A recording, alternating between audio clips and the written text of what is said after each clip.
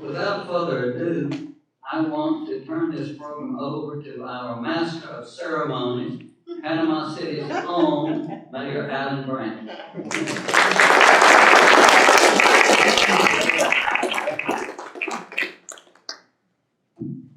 Awesome, I'm gonna walk around.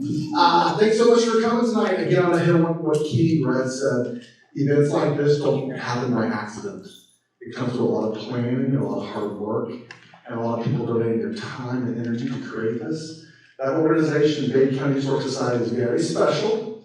They're always looking for volunteers and donations. They have an awesome museum. Stop by, support them, keep these stories going. Show of hands. Who went to Bay High School? Okay, keep them up. Did you graduate before 1980? Keep them up. Before 1975? Before 1970? 1965? Still 1962? Before 1960? Okay, wow. Amazing. How many about, probably about 40% of Grand Bay High graduates? Oh, graduate. Oh. Yeah. Well, if you did graduate Bay High, that's okay. We still love you. It's all right. We welcome you. Welcome to Bay County.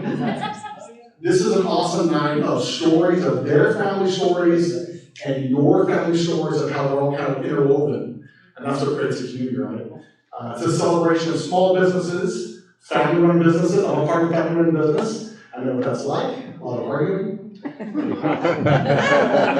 we want to hear their stories. We should be wrapped up about an hour, so about 10, 15 minutes per person. We'll do a Q&A afterwards.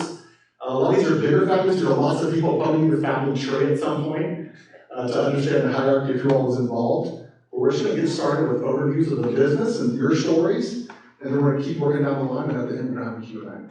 So let's just get started. Right ahead. Yes, sir. George Butchikas. Yes, sir. Do you push the button? No, I just pull it.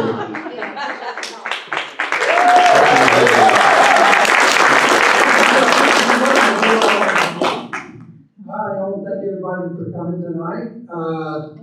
Is this still working? To start off, I'd like to give the founder of the Angelo State Pit the due he deserves, which was my dad. He was born in 1920 in Glossa, Skopelos, Greece. From there, he joined the American Air Corps during World War II. He was discharged. Then he decided to come to Panama City. And he loved Panama City Beach, and he thought that was the most beautiful beach he's ever seen. He always wanted to have a restaurant on Panama City Beach. But back then, getting out of the Army, he didn't have much money. He came here with my mother, and they ended up living in the Dixie Sherman Hotel, which was right next to the Greyhound bus station, which was his first job. That's where he worked. Why the Greyhound bus station? Well, back then, they weren't making cars. The only way you're going to get any traffic was from a bus or walk up, and it just happened to be dead in the middle of Panama City. So I thought that was pretty smart.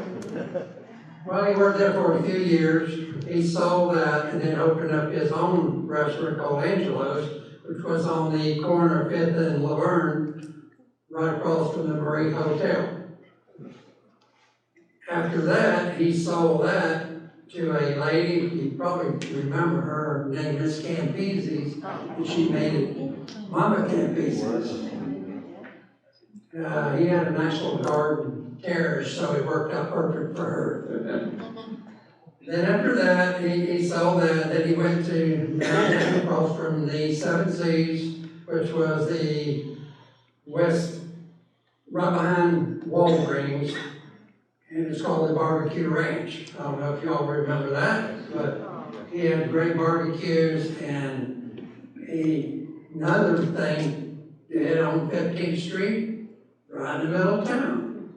Very smart. He was way ahead of his time. He was always thinking and working more than one job. He he'd work at a restaurant, remodel a restaurant.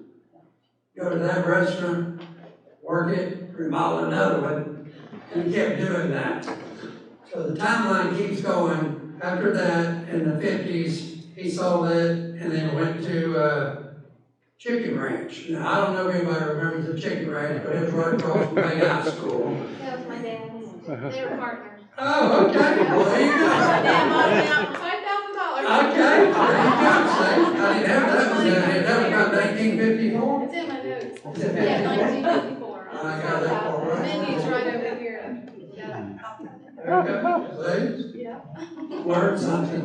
Okay, then after that, he went to the shrimp boat and helped with Lowe. Was going to actually run it for a while, but it didn't work out. So I put that in there anyway, just so y'all would know. Then he was enticed by two investors in 1956 to build his own restaurant.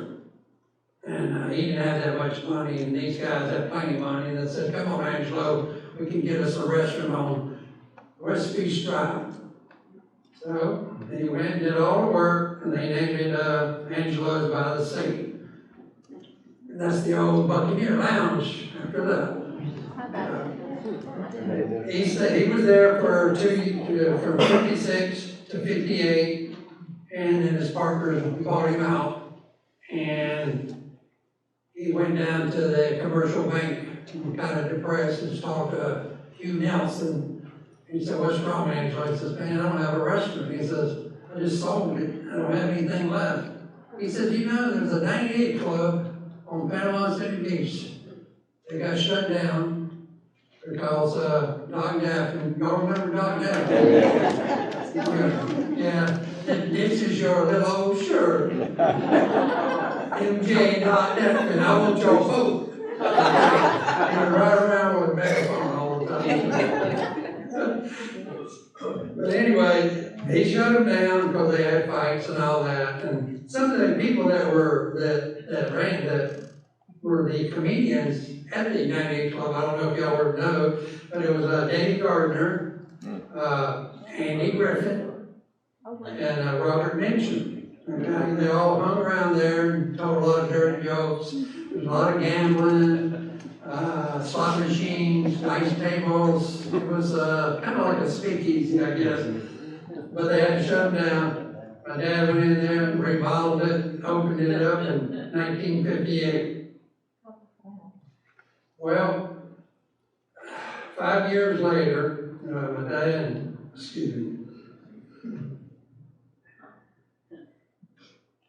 he dies in a car crash. And that was 1963. And my sister, Elaine, and my brother Gus were in college. They had to come and help run the restaurant till we got old enough.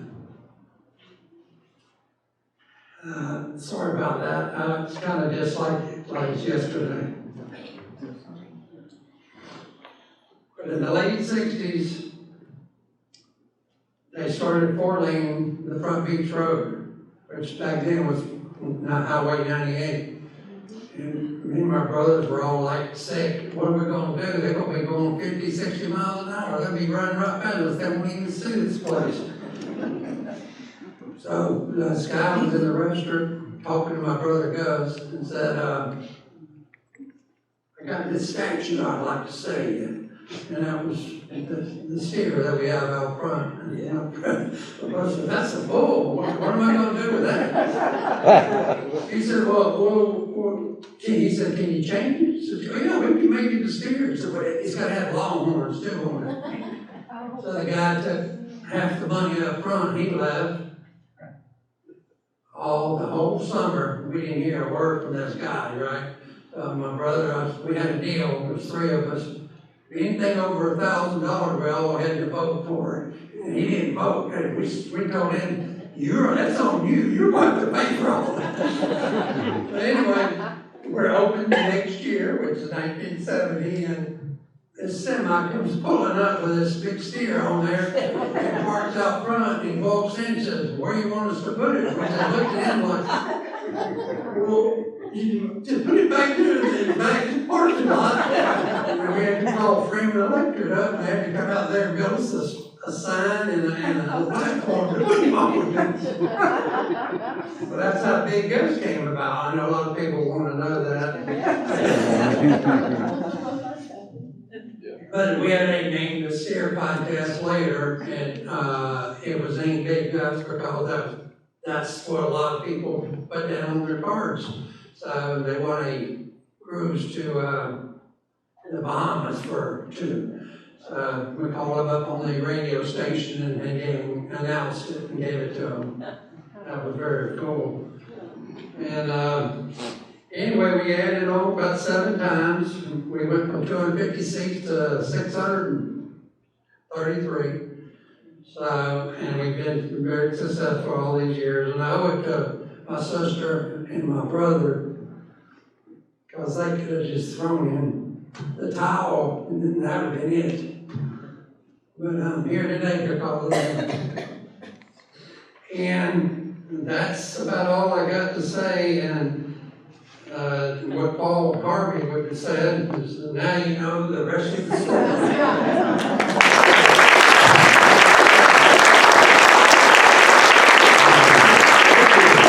We're going to keep going and have questions at the end. And so, next up is the Patronis family. Well, we only had 2 restaurants here, but keep in mind, he's much older than me. Kind of to tell you, I'm not the best at doing this type of stuff, but I'm gonna give it a try. My dad and uncle came here, they were in Tallahassee, and their father had a restaurant called the F&T restaurant, and had a pool hall beside it. So they did that, and my dad and uncle said, well, we're gonna make a change. So they bought some chickens. They said, we're gonna sell chicken eggs. That didn't go over too well. We had some fried chicken. But they decided they wanted to come to Panama City. Dad went in the Air Force and my uncle was here. So they went to the 7 Seas restaurant downtown, and they were partners with the Christos at that time. So they came down there, and George Gurus partnered up with my uncle at that time. Once Dad got out of the Air Force, Lord and behold, why he did it, he got into the restaurant business. And I guess it was October of '67, they came to Captain Anderson's restaurant, where it was right there in Palm Beach. I've been there since '67. At that time, that was the biggest loan First Federal had done in May County. And you know, it's a big risk. You know, you look at it in the '60s, you couldn't get a loan for the beach. They said, you can't grow crops on that white sand. And Lord and behold, look what that beach has done. But they did that, and at that time, it was a breakfast house, sat 150 people. And they were open breakfast, lunch, dinner, 7 days a week. And they would have, when we first opened, they'd have a line outside for breakfast. They'd get there for breakfast, and they'd sell a bag at lunch. So they all went fishing.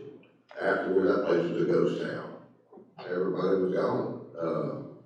So we decided, well, the eggs, we ain't doing too good with it. So they got rid of the breakfast, then they got rid of the lunch. And then my mother and Johnny's wife spoke up and said, you know, they were there a lot. And they said, we need some family time. So we started closing on Sundays.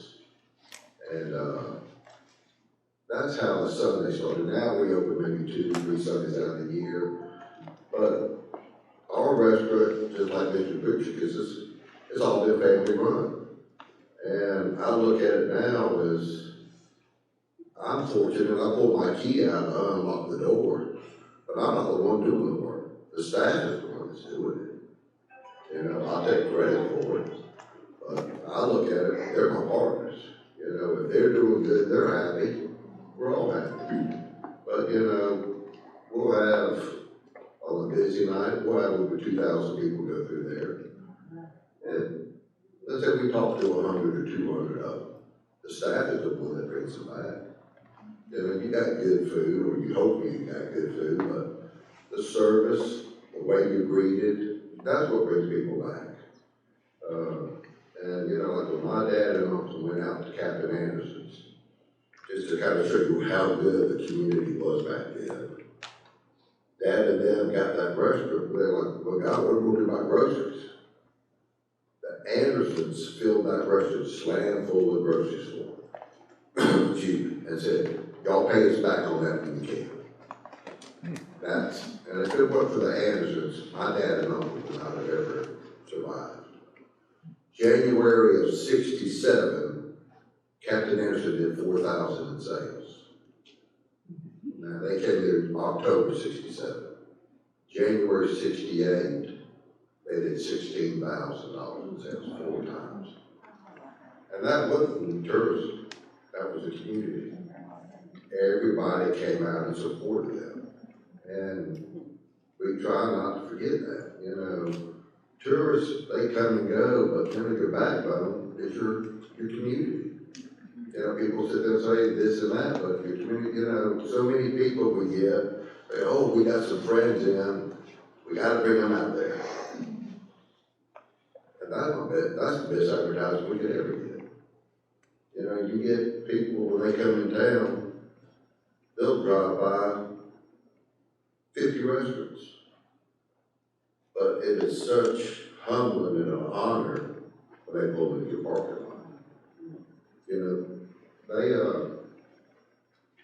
that's who makes it for us.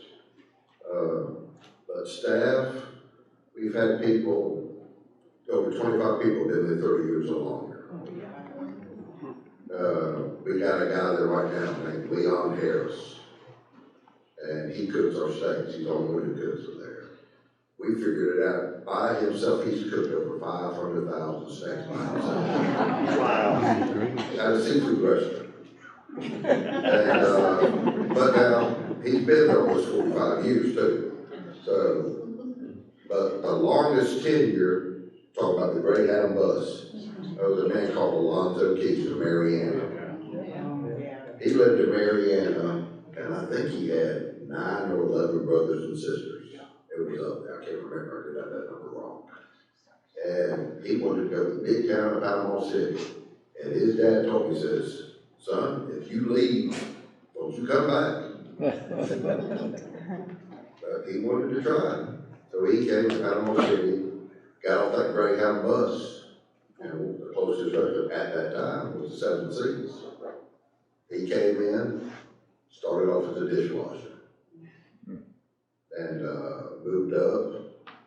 64 years later, he retired. And we said he was the only Greek that didn't get mad.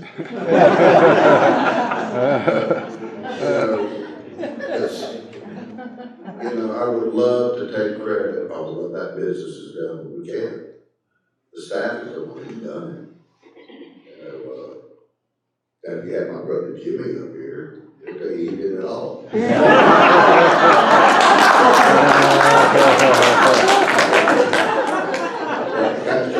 When I started off there, I was probably 6 years old or so.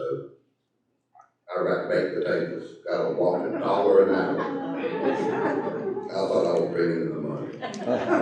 And I was a little hellion out of the house. And this is no lie, my dad would pay me $5 to stay home. I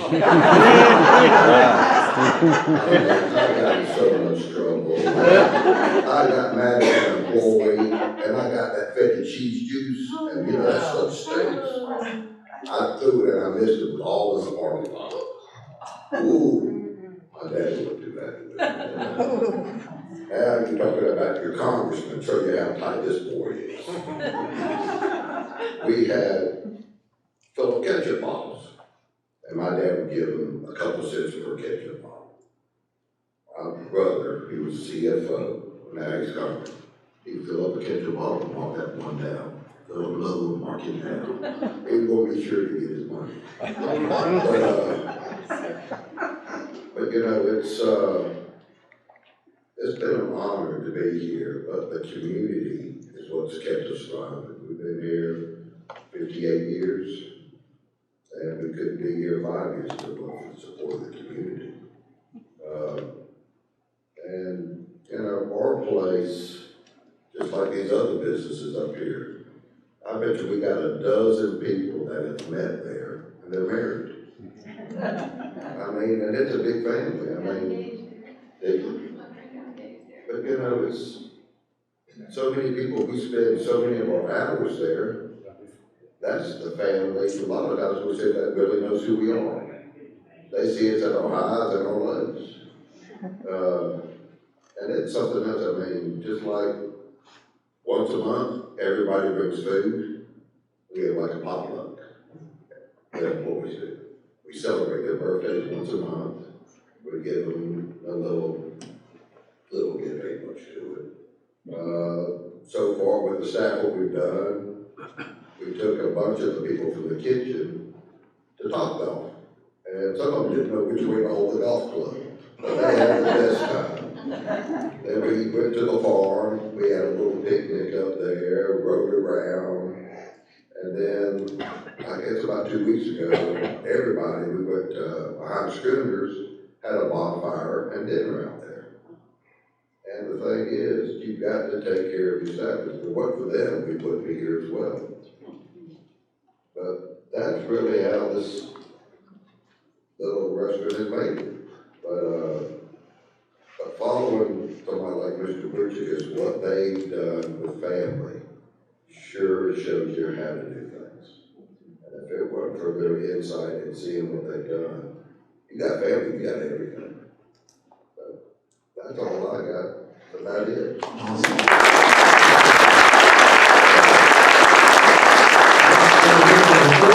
I never been to the four-way. I was born in 1980, so I didn't get to go. We did go out to eat. We had 5 kids in my family, and it was too expensive to go out to eat. But I want to hear about the four-way, so take it away. Alright, I'm Theresa Willis. Oops, turn it on. Can you hear me? Is it too loud? I'm Theresa Willis. I'm Doug's daughter. My brother Mark, who's a year older than me, is with my mom is here too. And Here I am. I've got cousins here. Yeah, and actually that's my parents. Well, my dad, okay, I gotta start. In 1951, when he got out of Camp Rucker, he and his buddies would vacation in Panama City Beach, and he was from Minnesota, so you can imagine how great it was to be in the warmth. And he had asthma, so when he got out of the war, he did not want to go back to Minnesota. So he said, I found a letter that he wrote to his parents up there saying he's going to move to Panama City and try opening up, trying to see what was going on there. So he did, and he met my uncle, my mom's brother, first, Uncle Ed. He just got a job at the Navy base. So they became really good friends. First he fell in love with Panama City, then he fell in love with my mom because he met her when she came to visit from Memphis. So they were married in 1953, but my dad, when he first moved, his first job was at the Tally-Ho washing dishes. Like Alice Branch is here somewhere. Oh, Carolyn too. Anyway, but they fired him because they found he was opening up the chicken ranch down the street. Girls would say hi, you gotta go. He started the business there, I guess. And he started it with Angelo, Butchikas. I don't know if you knew that or not. Yeah. And that was in 1954. I've got some menus over here. It opened up in August of 1954. I was only 2 then. I wasn't born yet. So.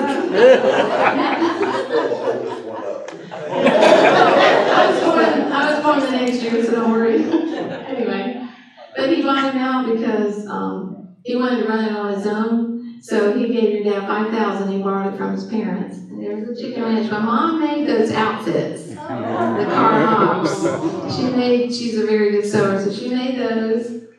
And they had a jukebox out back, and I think it was your dad's barbecue My recipe. sister wanted one of those. She I got one too.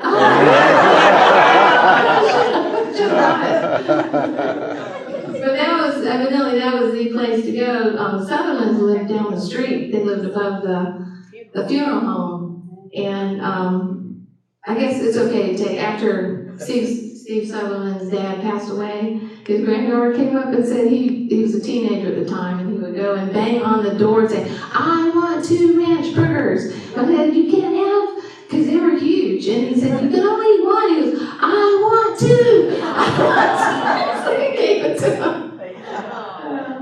I guess that was a fun place. They would dance in the back with the jukebox. But I think it was your dad's barbecue recipe that he taught my dad, and he had the roasted chickens. I don't have a picture. I have a picture somewhere. But my Uncle Ed in the middle, that's my dad. Uncle Ed, my cousin Patty is here, right there. She is Uncle Ed's daughter, and he would go and help him, even though he worked at the Navy base. He had a bunch of people helping him. Because he roasted chickens and he had chicken baskets. The milkshake was like 25 cents, but it was delivered with seal test milk. And I entered the stainless steel seal test milk jug that the milk was delivered at to the chicken ranch into the Smithsonian thing. And on the menu, you can see seal test all over the front. That's my godfather, Carl Weisman. He was the milkman. So my dad gave him a lot of advertisement on that. So, then that's Pat. That's my cousin Pat that he's holding. She's a little girl. I guess a cigarette machine because everyone smoked back then. And that's my brother Mark that's walking, that he's walking up there. And that's Lenny Goss. I don't know if anybody knew Lenny Goss. He played in the band for my dad at the Holiday Lodge when he ran that. He played the saxophone so well, and he was a furniture maker. We still have a table that he made that my dad bought, and that's my brother Mark. He's sitting right there. This is 70 years ago, 71 years ago. Wow. And anyway, my dad, at the Four Winds, which I'm going to get to eventually, he had so many class reunions from Bay High. I saw one in one of his, that's his planner book right there, before computers. He wrote it all down in this big red book. And there was one from 1940. He'd written 1940. It was Miss Gaunt. It was Judy Gaunt. But anyway, he wrote that about how he made placemats for them. And if anybody wants to pick up an extra copy, it's under the big placemat. He said that even though he didn't go to school, he felt a part of them. And some of the some of the students worked for him for like a couple of years. You know, he hired them, so that was good. But there's the front of the menu of the chicken ranch. And see all about the seal test milk. And so when my parents got married in 1953, Mr. Butchikas, your dad let them have their dinner, their marriage dinner. There was only like 10 people at the Angelos there on 5th Street. They had their dinner. 1953. The picture of them is up here somewhere. Their marriage picture that they had, that was at your dad's restaurant. The first Angelos, he hosted it for them. And my mom was a hostess for him at that restaurant for a little while before she had my brother. And my dad, before he died, he told me that it was the best lunch. You could get roast beef and gravy and green beans and mashed potatoes and a roll and dessert for $2. My dad loved the deals. He remembers how good it was. So I'm glad he told me that before he died. But after the chicken ranch, let's see. That's from the Buccaneer. He ran the Buccaneer at the beach because we moved out to Woodlawn, which my cousin Pat still lives there. It was the first subdivision in Panama City. The houses were made out of California redwood. I don't know if y'all knew that, but Woodlawn is still there. We moved there when I was 2. And my dad, I guess he sold the chicken ranch, so he wanted to, since he lived on the beach side, he thought he would try the Buccaneer restaurant out at West End of the beach. And I think that's the menu from it, but it had a fire, so that didn't last too long. I don't know how long he had it, a year or 2. So then he, after that, he went to the Holiday Lodge, restaurant. I don't know if anybody remembers the Holiday Lodge across from the bridge. They had the restaurant. They had the, my mom ran the breakfast. It was breakfast, lunch, and dinner, and I've got some of the menus over here too that I found. And they also had the aquanauts there. There was like a meeting room called the Marine Room, and I didn't know if any of y'all knew that the aquanauts for the Sea Lab, they trained in the pool, and Scott Carpenter was an aquanaut before he was an astronaut. So he was inducted as an aquanaut in the Marine Room. And he wrote to the post office with my dad one day. He said, "I'm going to the post office, you want to ride with me?" He said, "Sure." So it was kind of interesting. But they had a band in the back and dancing. They had a live band, and this was before child labor laws. He had us field shrimp. He would get big buckets and put them upside down. We had to sit on and sit there and peel shrimp for hours. So you're putting these lemons on your hands. Smell like fish. And so there he is at the Holiday Lodge. But my mom would run the breakfast. Then she'd come home, get us all to school, and then he would go for the lunch and the dinner. It was a lot of hard work. They had luau's by the pool too. I remember the big fatted calf, or big pig with the apple in its mouth, and he put on top of banana leaves, and they had luau's out by the pool. People really partied back then. They had parties and stuff. So he also ran the yacht club for a little while. They were on Bunkers Cove Road when we were little. But he ended up bought the Four Winds in 1970. He actually, that's a Holiday Lodge, that's Chuck Corlett, that's his bartender, and they're goofing around there. If you want to come up and hear some practical jokes that my dad played on the female bartender about eggs. She had a phobia about eggs, so he worked hard, but he also had a lot of fun. And so in 1970, the city owned the Four Winds, but he leased it from them. And he owned the restaurant part inside. And it was just a great place for the community. There was a place for lunch. There was, I don't know if y'all remember, there was a strip of businesses. Bobby Carswell's was my good friend, my dad's best friend. And they would come in, he and a bunch of businessmen would come in, they call it the round table. And I would serve them coffee in the afternoon before the dinner time, and they would sit and talk business and stuff. There were probably about 8 men in the community, and there's so many parties, but the history of the Four Winds, it started in the 60s, and they used to have real big time entertainment there. There was actually on the second floor, there was, and he put the elevator in the 1982. But before him, it was a pretty fancy place with big entertainment, because there was a dressing room on the second floor at one time. But talking about family business, all my brothers wrapped potatoes and folded napkins, and Mark and Paul were bartenders. I was a waitress when I turned 16, and then hostess. And then after a while, my dad trusted me enough to close up so he could go to some Gator games. He hosted Coach Spurrier, I'm sorry. That's Superior. I'm an Evan. Coach Spurrier, he hosted the big Gator thing there. The Shriners, remember the Shriners? When they were, one time they snuck in and they were riding their little scooter all in the bar, all around the restaurant. I was so mad. He chased them out of there. But we had the Lions Club, we had the Rotary Club, we had the JCs, the Kiwanis. I've got them all written down somewhere. The ladies of the Nile, Republicans, Gulf Coast Phi Beta Kappa, and just so many. Lions Club, and my dad was a member of the Lions Club, and he did the gopher races and volunteered there a lot throughout the years. But the most thing that made it, the question was, what makes Four Winds unique in atmosphere, it was just the friendliness. There's a saying in Minnesota where my dad was from, it's called Minnesota Nice.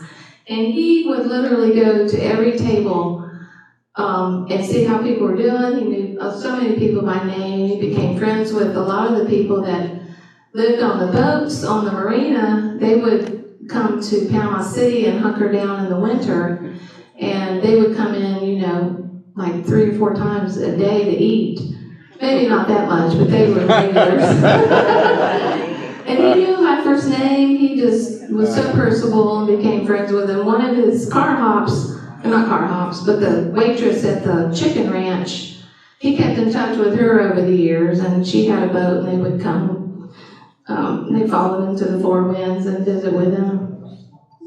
There was a buffet that was $4.95, all you could eat.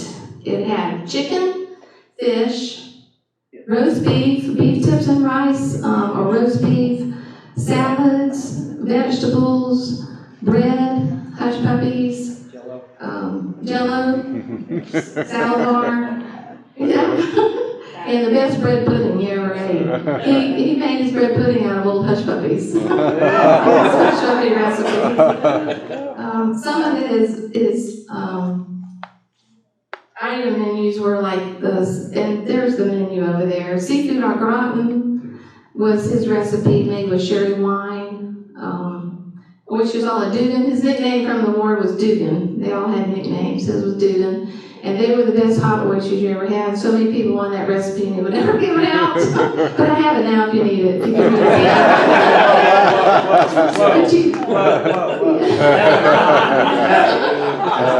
But one connection with the Patronises. Remember the Charlie Chip man? He sold my dad the Charlie Chips in a big can, Bill Janis. He bought, my dad did his own corned beef round. He has his own recipe. And he bought it for your dad's Christmas party. And every time he saw me at my old other job, he would say, your dad's corned beef was the best. He would just mention every time. It was really sweet. And made my day. I don't know if you remember it when you were little. I got a quick question. Mr. Red, can you go back about 15 slides real quick? That ad, there's an ad, a black and white ad, there's a double ad on the screen. Keep going. I don't know if anyone else noticed this when they were reading the ads. I love the copyright. Keep going. The copyright in the 1950s. Keep going.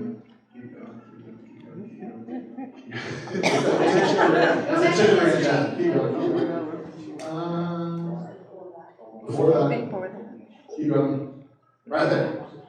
Chicken Ranch, the drive-in with the educated members. Are you calling the Tally-Ho Ambers some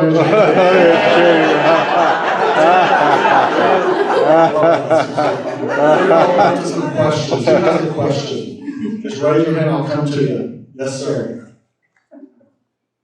That's okay. I've been a lot of those uneducated hamburgers before. We were on the beach and closed a lot in the old days, I guess, when there weren't so many people here in the winter. How did your business manage over that? Even then, you're closed. I'm thinking Captain Anderson's over the holidays. So it seems like it's a long period of closure for a restaurant trying to keep a cash flow. So thank you. Typically, like right now, we close 6-7 weeks. Before it was about 3 months. And one thing that we do, I mean, it's tough when you have staff that's been there a long time, say, hey, I appreciate you busting your butt, yada, but I need you to take 2 days off this week. And that's kind of tough. So what we end up doing on our major key employees, when we close, we pay them like they're working 40 hours a week. And we've always done it, you can turn around, they're the ones why we're successful. So you gotta take care of them, man. You might, in the joking way, but if you don't do that, they might go somewhere else. But we've always taken care of the staff, and like tonight, we might serve 200, 250 people. And for us to break even right now, we gotta serve between 400 to 500. So that's why we shut down. I mean, I like to be open, but that's how we do it in the wintertime. Thank you. Thank you. Awesome. Does anyone else want to answer that? Butchikas, about how you cash flow through the winter? I was going to ask you, do you pay your employees when they come back? That's what I'm asking. I just pay them as they go through the weeks. Yeah, somebody did a good job. Anyone else? Questions? I want us to have a good story. Okay, of course my dad wants to talk. It is an hour past my dad's bedtime. We gotta wrap this thing up. Well, this is really cool. I love hearing the connections between y'all, because I'm kind of with all three of you too, because our parents were very connected. You know, it's so important for us to, especially as old people, to stay connected with our own family and then with the community. And what we're doing here tonight is we're reconnecting a lot of just years and decades of connections. And that's what keeps us young too. That's like food. Don't you feel really young when you start thinking about the past and all the things, remembering going here and there? I went there for my anniversary dinner. I went there. Sir, what's your question?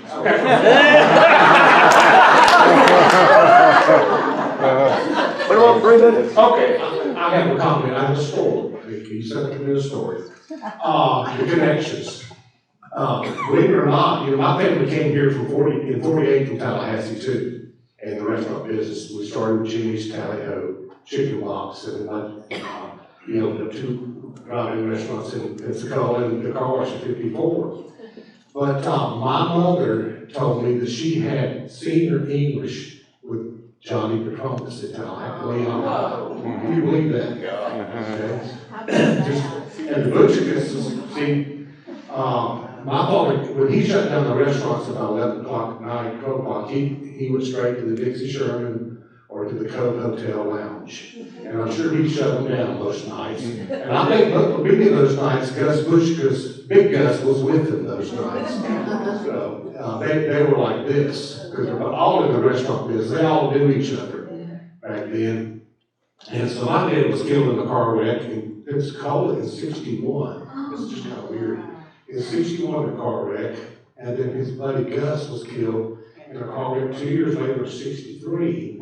And then 2 years later, we lost another pioneer in this town, was New Tillman. He was killed in a car wreck, which got the Kramers in the car business. So just to make it, then May Bush just came to my family. She loved my mother and took care of it. I love May. She made the best vodka pot in Bay County, and she brought it to us. So anyhow, our connections run deep. It's just great to see y'all. Yes, sir. My grandmother's house in 1988. I'm from Jackson County, and I want to know, how did Alonzo Keys get to and from work? Did he first start downtown, or were y'all always over there? I heard he came from 47. And he's holding that. That's how my pops was trying, not me around. Yeah, well, he came, my dad and uncle were at the Seven Seas at that time. Okay. So he worked there, and then as soon as Dad and Johnny came to Captain Anderson's, Alonzo was the first one to come out there. And he said, well, I'm gonna put a group together to come out here and work out here. But Alonzo, we were in town, and the next thing I know, Alonzo ran a carpool. He would go around, but a lot of people didn't have cars back then, and he would go, God, he would come with a carload of people. But he was the taxi service, Captain Anderson's, for a long time. But Alonzo Keys was truly the backbone of that establishment. Any other questions? Did anyone go to prom at Four Winds? Yeah, my mom said it was a Gulf Coast prom. Yeah, very cool. Any other questions? Well, there's more questions. We still have 6 minutes. Yes, ma'am, here's another question. You can even say what your favorite thing is to eat there. You can bring that up. Well, I think ties to all of your restaurants. I remember going to the Seven Seas as a young girl, especially the Smith fashion show. But I guess one of the favorite memories is we got married in 1978 at Four Winds. And the wedding was at one end upstairs and the reception was at the other end. Oh, that's great. I didn't know that. That's awesome.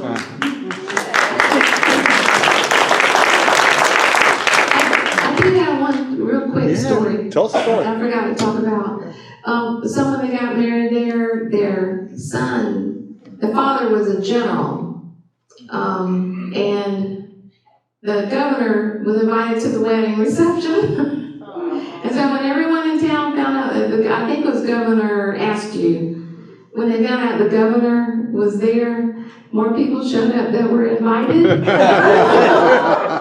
they were lined up down the two stairs. And the Secret Service were going up the back with their headphones on and their black suits and ties and going down the back kitchen stairwell.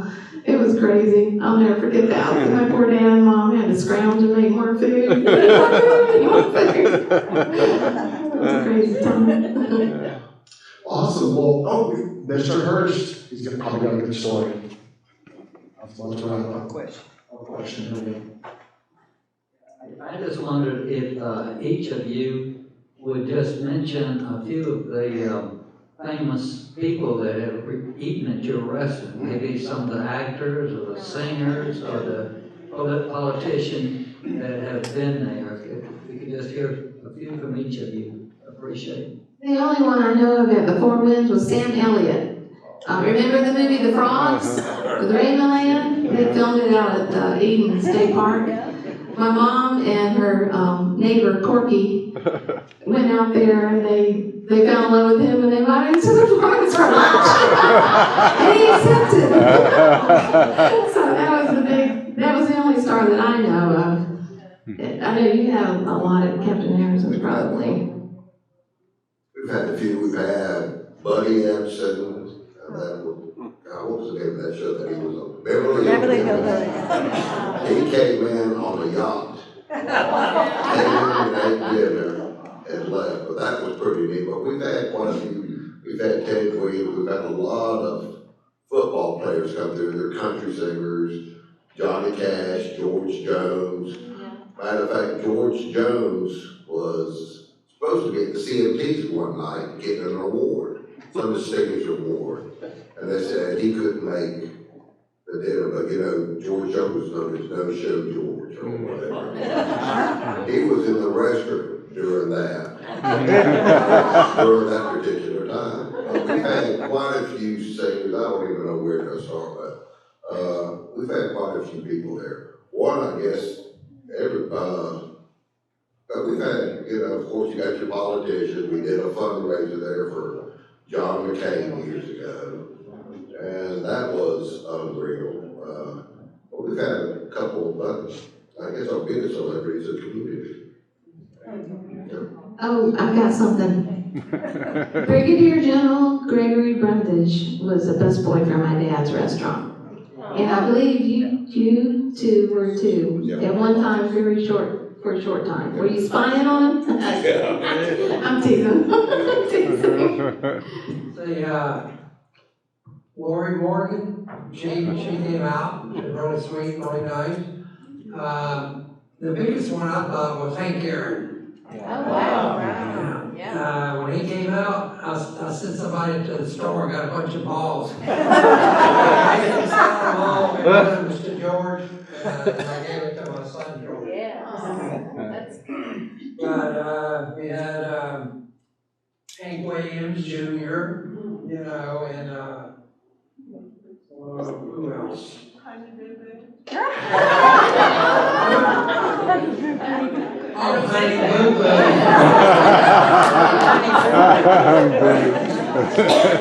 And Weird Sam Elliott came out at the restaurant too and Raymond Land, because they played together. She sent him the voucher, and I asked him, because he made a movie about the X-ray eyes, you could see how they were on the train to that. Did they ask for frog legs? I got one more question. Yeah, frog. That's what you ordered, frog legs. Has anybody recorded tonight? Yes. This is history. We're the Historical Society. This stuff needs to be written down. I would encourage somebody to do that. It is very valuable. When my dad wanted to write a book, we say you either have to move away or be killed.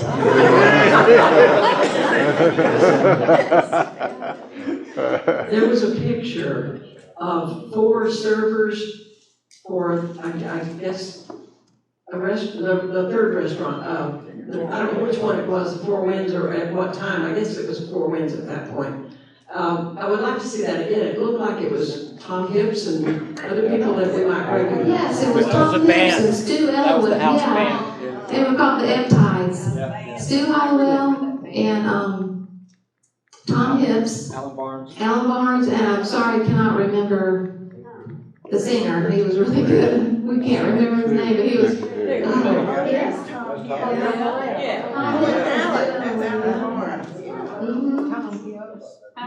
Yeah, the Gale room, we had regulars that would call Saturday afternoon and say, we want this table. And then they would have dinner and dance all night. It was great, yeah. The busiest time, I know I'm taking up your, one of the questions on here was the busiest time. Besides that wedding, that was full, wedding reception.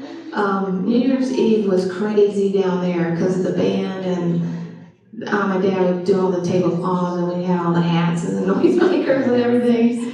And you could hardly keep up with them. One lady, wasn't of age yet, so I didn't know that much about the drinks. My brothers mainly did the bartending, they were better at it. And one lady with her mink coat on, a big crowd came in and she said, I said, what would you like? And she goes, I would love a pink Cadillac. I said, that would be the coolest car to drive. I'm like, honey, that's a drink.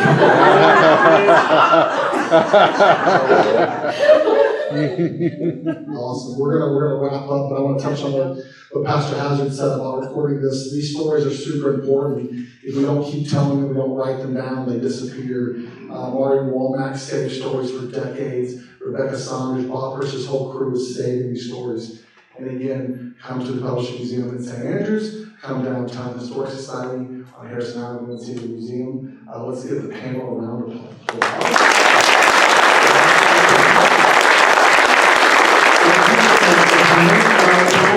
I love these stories. Keep participating, invite your friends. I'm sure there's going to be more of these. Thank you so much for coming.